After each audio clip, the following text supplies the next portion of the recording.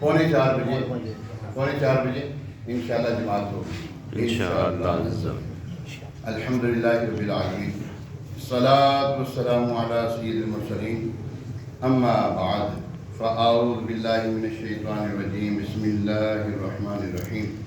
الصلاۃ والسلام علیک یا رسول اللہ، الصلاۃ والسلام علیک یا رسول اللہ، وعلی آلک واصحابک یا حبیب اللہ، وعلی آلک واصحابک یا حبیب اللہ. الصلاۃ والسلام علیک یا نبی اللہ، الصلاۃ والسلام علیک یا نبی اللہ، وعلی آلک واصحابک یا نور اللہ، وعلی آلک واصحابک یا نور اللہ. نویت سنت الاعتکاف. نویت سنت اللہ الاعتکاف. پاک کہ پیارے نبی صلی اللہ علیہ وسلم پر درود و سلام پڑھنے کے بے شمار فضائل ہیں. ایک فضیلت میں آتا ہے، ارشاد فرمایا کہ جو بندہ دن بھر میں مجھ پر 1000 مرتبہ درود پاک پڑھے مرے گا نہیں جب تک کہ جنت میں اپنی جگہ نہ دیکھ لے. سبحان اللہ. اللہ کریم ہمیں بھی کثرت کے ساتھ درود و سلام پڑھنے کی توفیق عطا فرمائے. صلو علی الحبیب صلی اللہ تعالی علی محمد وعلی آلہ و اصحابہ وبارک وسلم. پیارے محترم اسلام بھائی، اللہ پاک قرآن پاک میں فرما رہا ہے، پارہ ہے 10واں سورۃ توبہ. اے ایمان والو، اپنے باپ اور اپنے بھائی کو دوست نہ سمجھو اگر وہ ایمان پر کفر پسند کریں، اور تم میں کوئی ان سے دوستی کرے گا تو وہی ظالم ہیں. اپنے باپ اور اپنے بھائیوں کو دوست نہ سمجھو کی تفسیر کچھ یوں ہے، جب مسلمانوں کو مشرکین سے کر کے موالات کا حکم دیا گیا تو بعض لوگوں نے کہا یہ کیسے ممکن ہے کہ آدمی اپنے بھائی باپ وغیرہ قرابت داروں سے تعلق توڑے. اس پر یہ آیت کریمہ نازل ہوئی اور بتایا گیا کہ کفار سے موالات یعنی قلبی محبت کا تعلق جائز نہیں، چاہے ان سے کوئی بھی رشتہ ہو. اللہ تعالیٰ کے نافرمانوں یعنی کافروں، بے دینوں اور گمراہوں کے ساتھ میل جول، رسم و رواں، مودت اور محبت، ان کی ہاں میں ہاں ملانا، ان کی خوشامد میں رہنا سب ممنوع ہے. چنانچہ قرآن پاک ارشاد فرماتا ہے، اور ظالموں کی طرف نہ جھکو ورنہ تمہیں آگ چھوئے گی. ایک اور جگہ فرمایا، اور اگر شیطان تمہیں بھلا دے تو یاد آنے کے بعد ظالموں کے پاس نہ بیٹھ.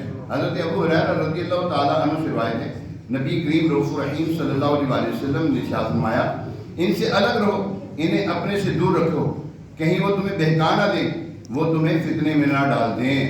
حضرت عبداللہ بن عمر رضی اللہ تعالیٰ عنہما سے روایت ہے، حضور اقدس صلی اللہ علیہ وسلم نے ارشاد فرمایا، اگر یہ بیمار پڑیں تو ان کی عیادت نہ کرنا، اور اگر مر جائیں تو ان کی جنازے میں شامل نہ ہونا. یہ کن کے بارے میں؟ بد مذہب کے بارے میں. گمراہ جو لوگ ہیں جن کے عقائد گمراہی والے ہیں، جو اللہ تبارک و تعالیٰ کے اولیاء کاملین کی کرامات کو نہ مانے وہ گمراہ ہے.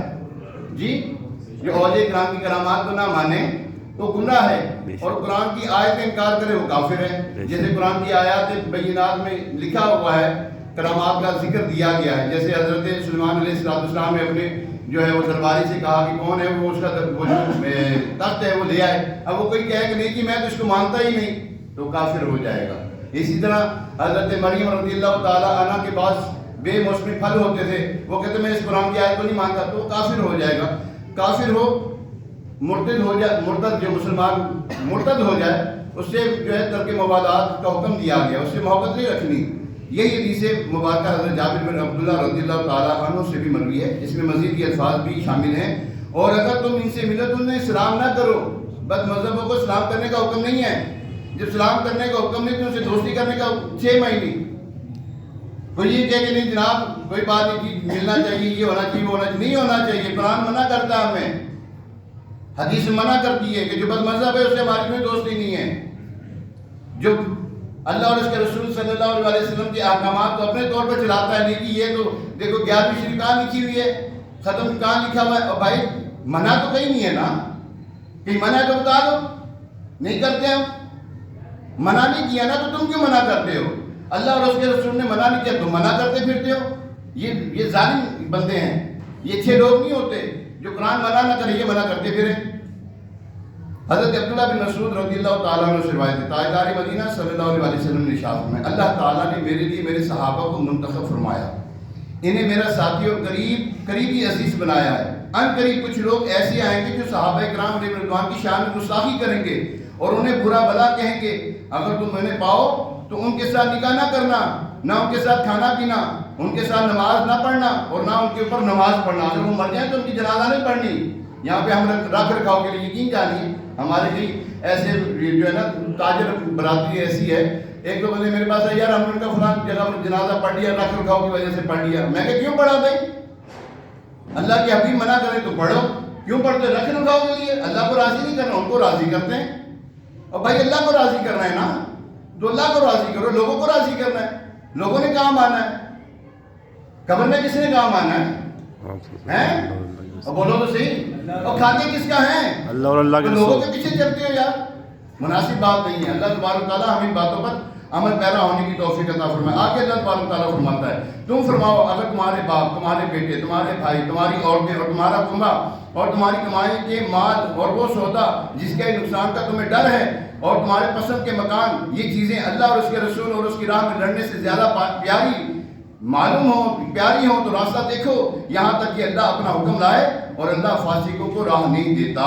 یہاں پہ فرما دیا گیا کہ اگر کوئی بھی رشتہ داری ہے ساری گنوا دی اللہ تعالیٰ نے، اور نہیں کسی سے ملنا، ہمیں کسی سے بات نہیں کرنی جو اللہ اور اس کے رسول کا نہیں ہے. جو ان کا نہیں ہے ہمارا کیسے ہو سکتا ہے؟ بے شک. کسی شاعر نے بڑے پیارے انداز میں کہا جو تمہارا نہیں اسے ہم نے اپنے دل سے نکال رکھا ہے.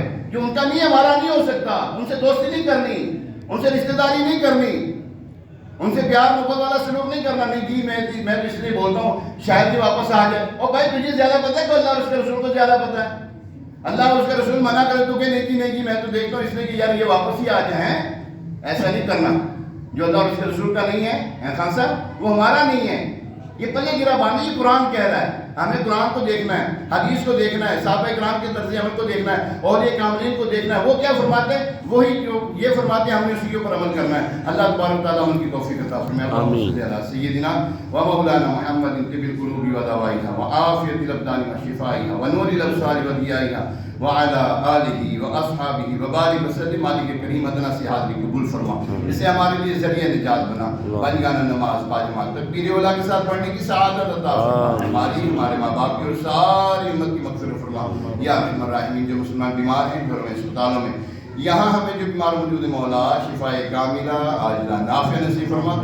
کہتے رہتے ہیں دعا کے واسطے بندے تیرے کرد پوری آرزو ہر بے قسم مجبور کی. وصلی اللہ تعالی علی خیر خلقہ سیدنا و مولانا محمد و علی آلہ و صحبہ اجمعین برحمتک یا ارحم الراحمین.